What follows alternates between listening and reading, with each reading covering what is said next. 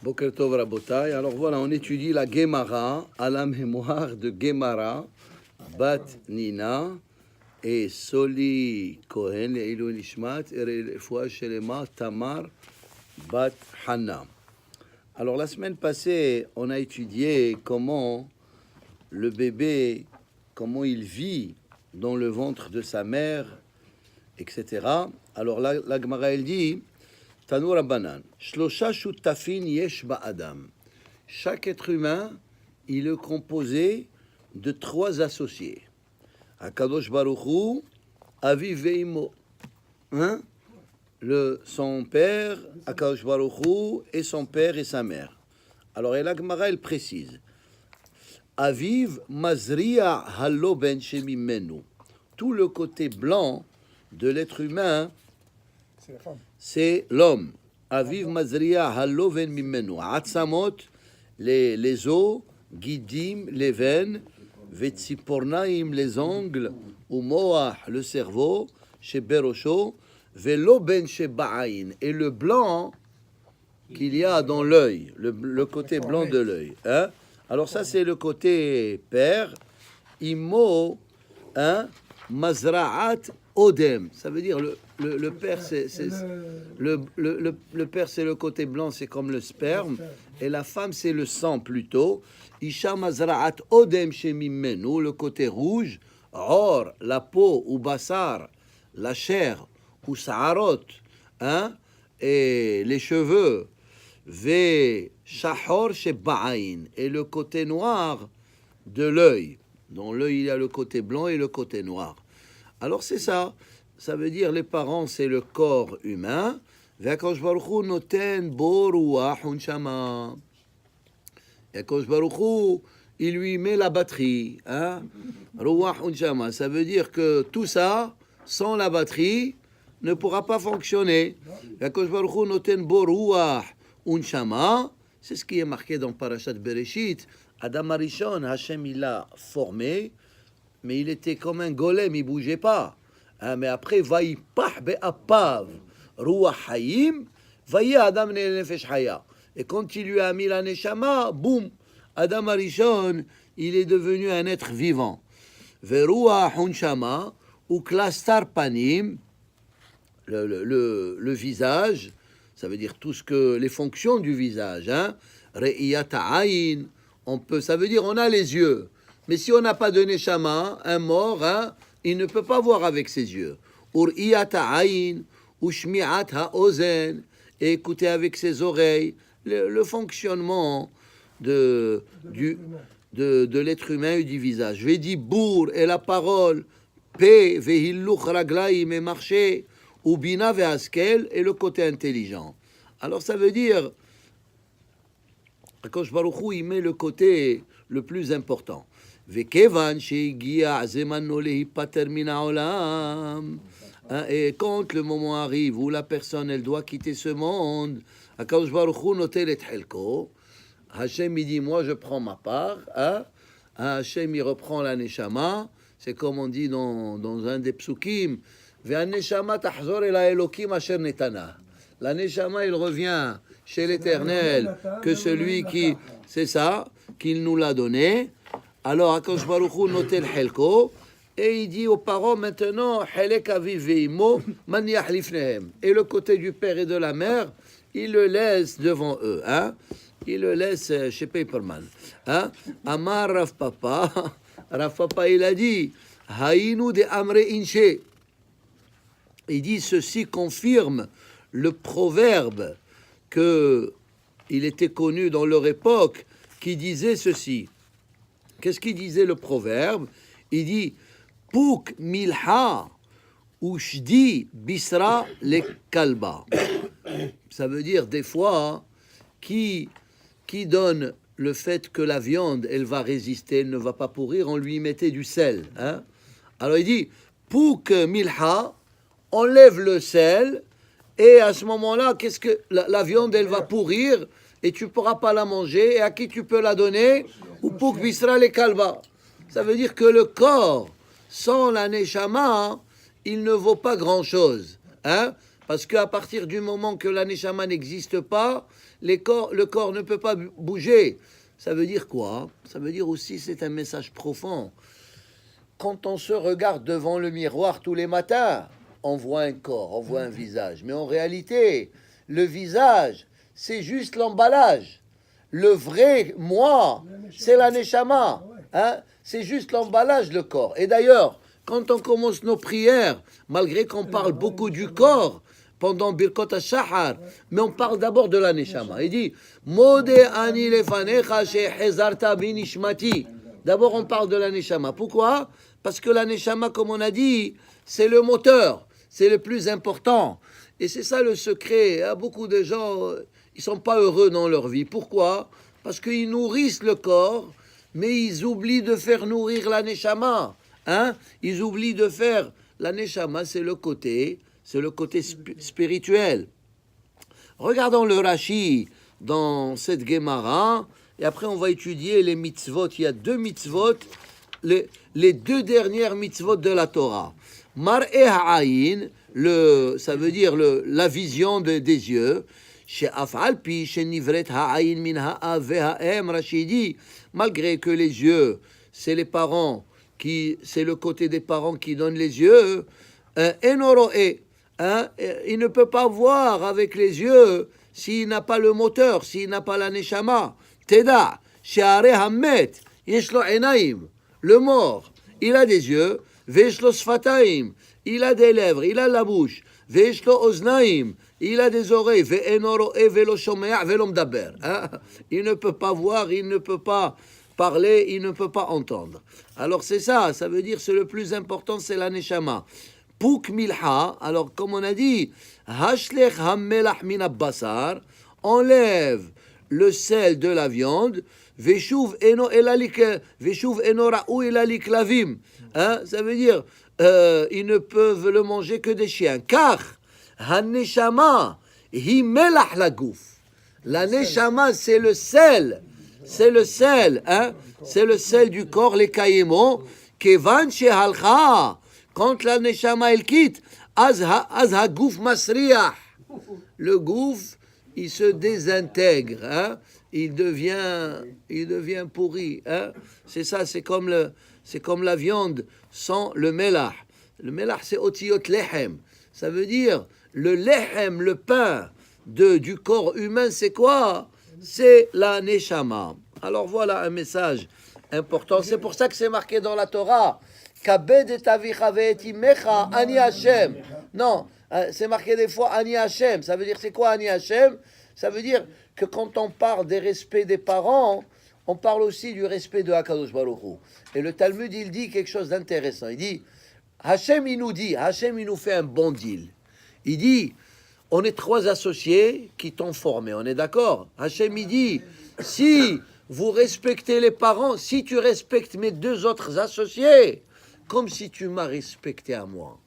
Et si tu ne respectes pas mes associés, même si tu me respectes à moi, cela ne vaut pas grand-chose. Ça veut dire que le plus important, hein, d'ailleurs le Ben Ishra, il parle cette semaine, je lisais dans Parashat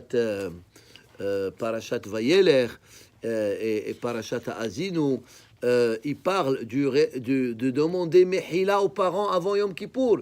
Il dit d'aller chez ses parents et de leur embrasser la main et leur demander Mehila. Hein? Et s'ils sont décédés, c'est pour ça qu'il y a un minhag de pèlerinage, d'aller pèleriner ses parents, ceux qui sont naturellement dans la ville. Non, tu vas pas aller en Israël la veille de Kippour. Alors dans ce cas-là, il faut penser à ses parents, et il faut penser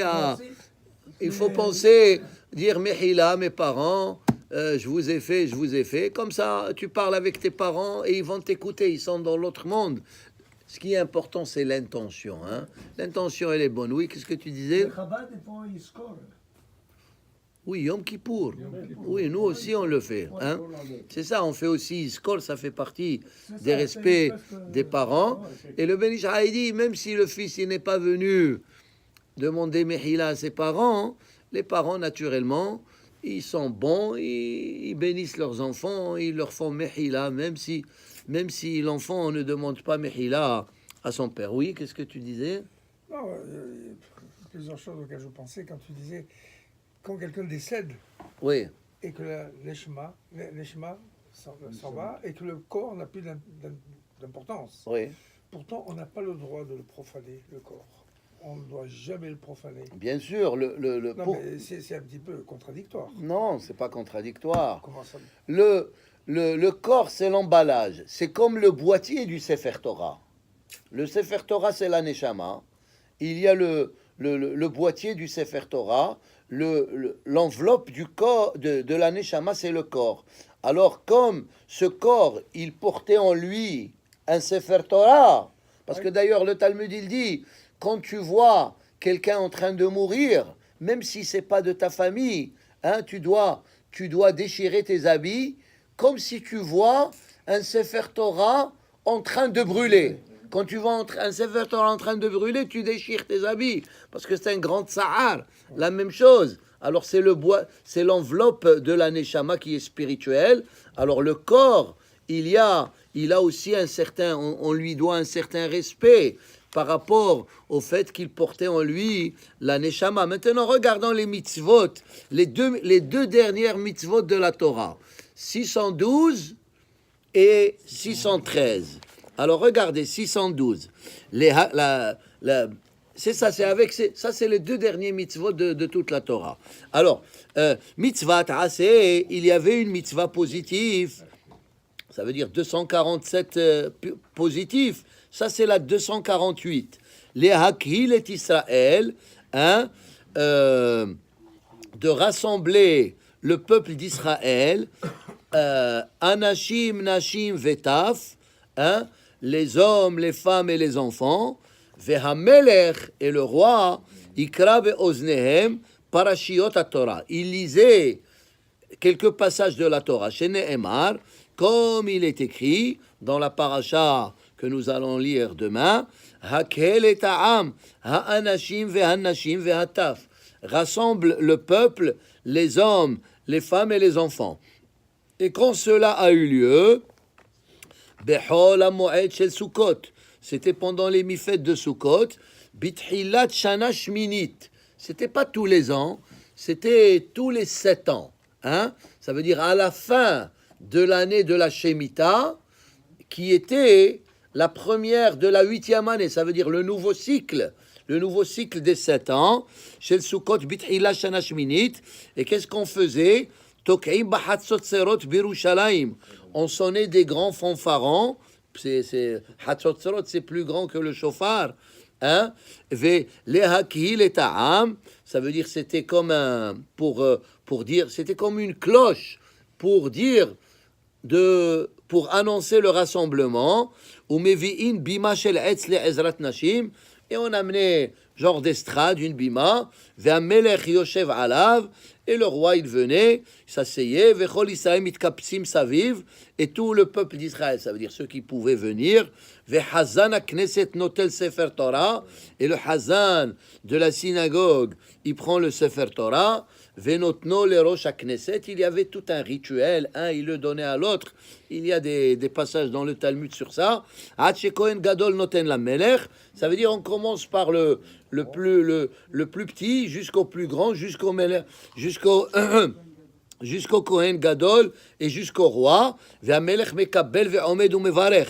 Il fait des brachot. D'ailleurs, on lit un passage sur ce sujet, le Moussaf de Yom Kippourim. On dit comme ça, Ve'hamelech mekabel ve'omed umevarech ve'kore mitchilat elea devarim. Il lit quelques passages. Il commence par la lecture du livre de Devarim et il saute certains passages qui sont des malédictions, etc. Ve'aya imshamo, il dit, et voici, si vous allez écouter les paroles de Torah, ceci et cela vous allez être bénis. Umdaleg, etc. Atsof atochachot, etc. Uposek umvarech achareha, ve'akriya ve'abrachot belashon hakodesh, ve'hayavin lishmoa bekavana gdola, ve'noheg bizman habayit. Cette mitzvah, elle n'existe pas aujourd'hui, mais c'était un rassemblement extraordinaire. Là, bon, c'est juste, on a dit quelques mots, mais c'était un rassemblement extraordinaire que tout le monde attendait avec impatience cet événement-là qu'il pouvait d'abord voir le roi, et tout le monde était rassemblé, et il écoutait le roi lire des passages de la Torah, et ils amenaient avec eux les enfants, et le Talmud, il dit, pourquoi on amène les enfants? De toute façon, les enfants, qu'est-ce qu'ils font? Ils dérangent plus qu'autre chose, non?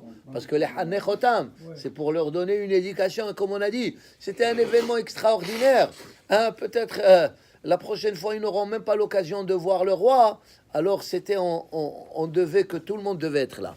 Alors ça c'est la mitzvah 612. Maintenant mitzvah 613, mitzvah azeh, shekol echad mi'Israël yichtov lo sefer Torah. Voici la mitzvah communautaire que nous avons, hein, de participer. Je vous rappelle, on a un sefer Torah qui s'en vient à la Spanish le 28 octobre. Et on veut que tout le monde, Be'ezrat Hashem, participe à cette mitzvah. Il y a déjà beaucoup qui ont participé. Et puis, comme ça va unir toute notre communauté. Alors, Shekol Echad Mi'Israël Yichtov Sefer Torah, Shene'emar, Kitvu Lachem et Ashira Azot. Alors, comme il est écrit, et maintenant, écrivez-vous cette chanson. Ça veut dire la Torah, elle est comparée à une chanson. Comme une chanson, on aime l'écouter, et on aime l'écouter plusieurs fois. Et à chaque fois qu'on l'écoute, on a un plaisir. La même chose, la Torah. À chaque fois qu'on écoute la Torah, à chaque fois qu'on étudie la Torah, elle doit être plaisante à notre bouche. Kelomar, כתבו את התורה שיש בה שיר הזאת, שאין כותבין את התורה פרשיות, אף על פי שיש לו ספר תורה מאבותיו. Et naturellement, la mitzvah, c'est pas d'écrire soi-même le Sefer Torah, c'est de participer, comme la mitzvah, participer à l'écriture du Sefer Torah, hein?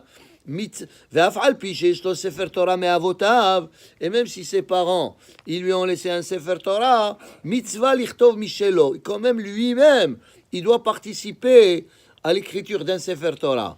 ואם כתבה בעצמו, כאילו קיבלה מהר סיני. Et cette mitzvah d'écrire un Sefer Torah, comme si nous étions présents au moment où Hachem il a donné les 10 commandements au peuple d'Israël à Har Sinai, à Mont Sinaï, l'événement de Sinaï. ואם אינו יודע לכתוב, אחרים כותבים. Il n'a pas besoin d'écrire, il nomme des autres pour écrire. C'est comme tous les mitzvot, hein? La Mila, c'est une mitzvah que le père y circoncis son fils, mais qu'est-ce qu'il fait? Il nomme un mohel pour ça, etc. Les autres mitzvot. ואם הגיע בה אות אחת, כאילו כתבה. Si il participe, à part le fait de participer dans les frais du Sefer Torah, mais s'il participe en écrivant une lettre, comme s'il a écrit toute la Torah. C'est pour ça que, qu'est-ce qu'on fait le jour de l'inauguration, comme ils ont fait nos amis les Libanais, hein, il y a un mois, ça veut dire tu mets en vente les lettres de la Torah, et celui qui veut venir écrire, hein, alors comme s'il a écrit toute la Torah.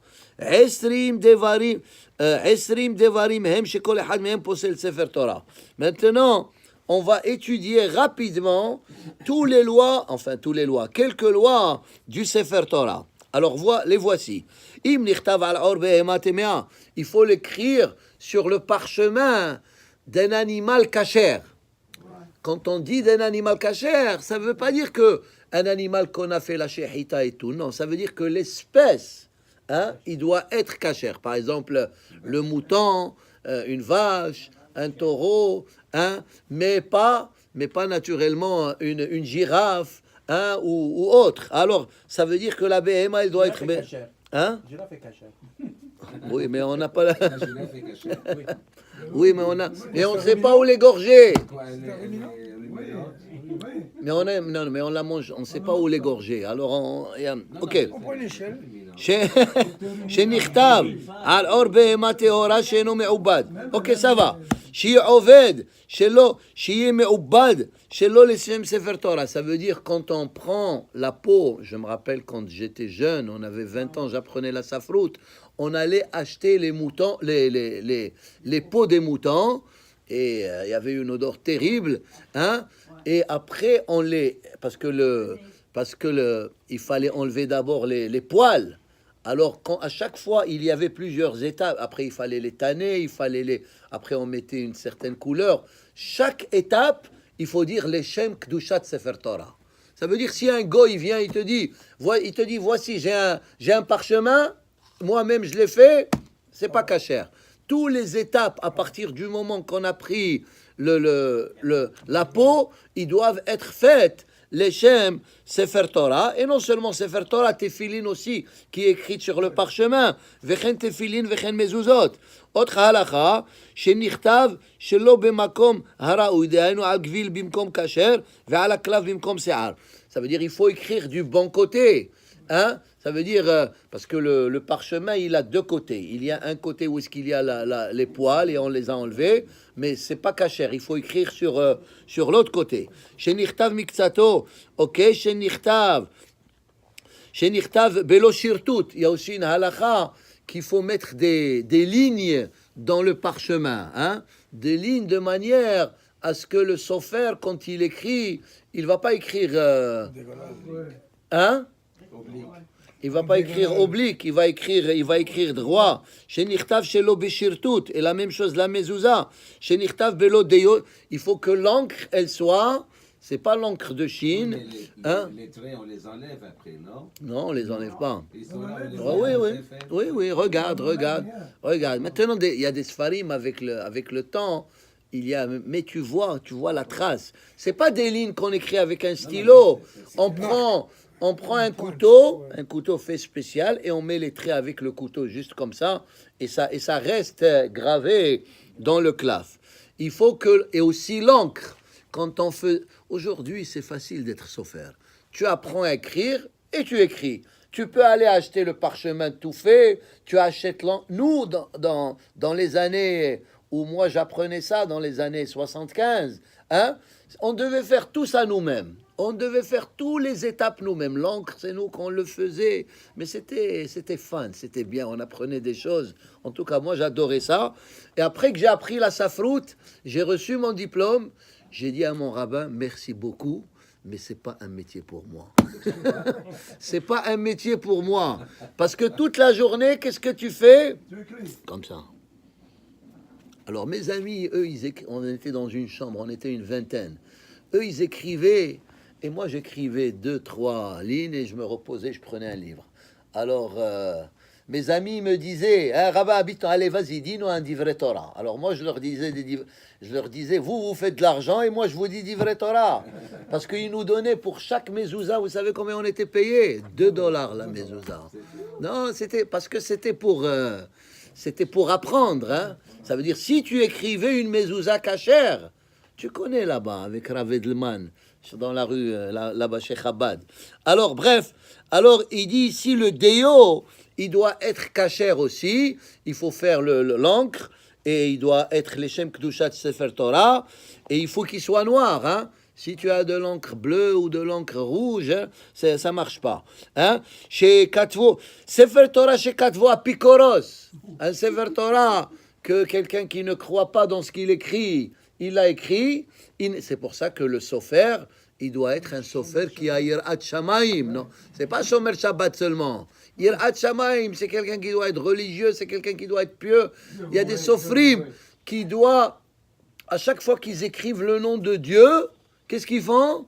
Ils vont au mikvé. Ils vont au mikvé pour écrire chaque fois le nom de Dieu. Quelqu'un se trompe en écrivant une lettre, tu peux effacer. Non. J'ai pas compris. Pas de Shem Hashem. Par exemple, On n'a pas le droit d'effacer. Au lieu du et ou... Ah oui, tu peux. Ah oui, le sofer, des fois, il se trompe. Oui. Il a écrit, par exemple, au lieu d'écrire Reuben, il a écrit Shimon. Alors, il peut effacer et écrire. Sauf que quand on écrit le nom de Dieu, par exemple, quelqu'un qui devait écrire Yehuda, il a écrit le nom de Dieu, Yudke Vavke, parce que Yehuda, c'est le nom de Dieu avec Dalet. Alors, il ne peut pas l'effacer. Qu'est-ce qu'il fait? Il prend tout ce parchemin, il le met dans la Geniza.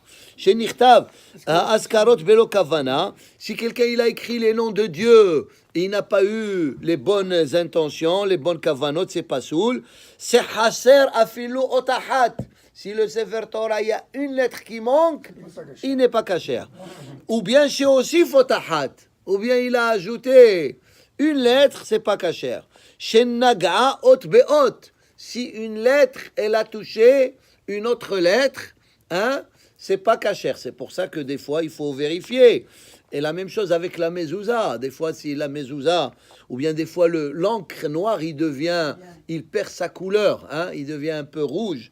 Chez Nifsat Surataot, ou bien des fois, par exemple, tu reconnais pas la lettre. Il y a des lettres qui se ressemblent. Le dalet et le resh, le kaf et le bet. Hein? Alors, si tu n'arrives pas à distinguer si c'est un kaf ou c'est un bet, ou si c'est un dalet ou si c'est un resh, le Sefer Torah, il est pas soul. Hein? Alors, qu'est-ce qu'on fait?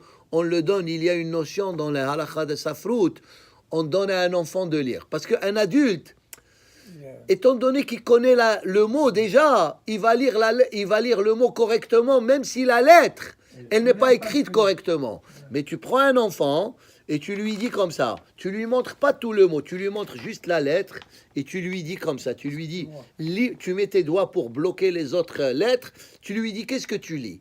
Est-ce que tu lis un resh ou tu lis un dalet? Est-ce que tu lis un bet ou tu lis un kaf? Et on appelle ça notnim kri'a latinok. Tu donnes à un enfant qui lit. Est-ce qu'on peut écrire un Sefer Torah avec une imprimante inkjet? Tu sais bien que non. Il faut que ça soit écrit par un sofer. Chez Katavas Karot Belo Kavana. Hefsed Shirhik et Hakarov Oben Ot Leot Oktivan et Kishtetlivot. Naturellement, si le mot, c'est un seul mot, il a divisé en deux mots. C'est pas cachère. Ou bien deux mots. Il les a collés, hein? Il n'a pas mis space entre les deux, alors c'est pas bon. Chez Shinat Surat Parashiot, ou bien il a écrit en désordre, il a pris lui-même son propre ordre. Chez Shinat Surat Ashirot, il y a maintenant des versets dans la Torah qui doivent être écrites d'une certaine manière, comme la paracha de la Shira, Aziashir Moshe, il y a là-bas, c'est comme des briques. C'est comme des poèmes. Ou bien Parashat Azinu, que nous allons lire pas demain. Mais il y a une manière d'écrire la poésie dans le Sefer Torah pour dire que c'est une poésie. Elle est écrite d'une façon différente. Alors c'est ça. Chez Katav, Sh'ar, ou bien il a écrit tout le Sefer Torah comme une chanson. Hein? Ça, c'est pas bon. Chez Tafar, maintenant aussi, il faut coudre. Il faut coudre les yériot entières. Belo guidé behema teora, c'est des veines, c'est pas du fil, c'est des veines d'un animal pur. Hein? C'est des veines qui sont faites pour écrire. ויש עוד כמה דברים שצריך להיזהר בהם, אבל רק למצווה, אבל אסור להשעות ספר תורה שאינו מוגה. Et un sefer Torah qui n'est pas réparé, il faut le réparer au plus vite possible. ונוהג, ou bien un sefer Torah qui dépasse beaucoup de fautes. Si vous voyez dans un Sefer Torah beaucoup d'erreurs, il faut les mettre dans la Geniza parce que tu vas trouver toujours des erreurs, etc. Il y a une ou deux halachot. Des bons Sefer Torah, ils commencent toujours avec la lettre Vav. Hein? Ils commencent avec la lettre, à part 5 colonnes. Par exemple, le premier colonne, Bereshit, ça commence pas avec un Vav. Mais si vous regardez dans le Sefer Torah, tous les colonnes, il y a plus de 260. Les Torah ont les mêmes pages.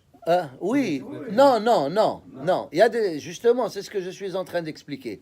Le Sefer Torah Mehudar, il doit commencer toujours avec, je vais vous montrer, je vais vous donner un exemple. On fait le Kaddish dans 2 minutes. Regardez la magie. Tout commence avec une lettre Vav. Voilà, il y a un Vav ici. Est-ce qu'il y a un Vav? Ouais. Est-ce qu'il y a un Vav ici? Ah, c'est dans le titre, c'est pas dans le texte. Non. Chaque Hamoud, il doit commencer avec la lettre Vav. À part 5 colonnes, Beya, Shemo, il ne commence pas avec Vav. Ça s'appelle, maintenant, comme il a dit David, il y a des séfarim qui ne sont pas faits de cette manière, ils sont cachers.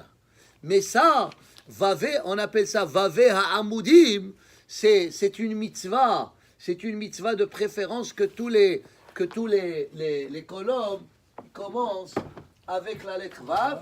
Et comme on a dit la dernière fois, on a dit, le Sefer Torah, il représente l'homme et la femme. La femme, c'est le claf, le parchemin représente la femme, et l'écriture représente l'homme. Parce que toujours l'homme, il donne, et la femme, elle reçoit. Alors c'est ça. On met l'encre, on l'écrit sur le claf. Et on a expliqué une fois, c'est pour ça que le jour du mariage, l'homme il s'habille en noir, parce que lui, c'est l'encre, et la femme, c'est le parchemin, elle s'habille en blanc. Baruch Adonai Le'olam, Amen, Ve'amen, Rabbi Ben Akashi Omer, Zakosh Baruch Hu, Zakot Israël, לפיכך חיבר להם דור ראשון עבד למען צדקו יגדיל תורה ויאדיר, יתגדל ויתקדש שמי רבם, בעלמא דיברך, ימליך מלכותי ויצמח פורקנה ויקרב משיח, בחיי איכון ביום איכון בחיי לכל בית ישראל, בעגלה ובזמן קריב ואמרו אמן, יהי שמי רבם וברך, לעלם ולעלמי עלמיה יתברא וישתבח ויתפאר ויתרומם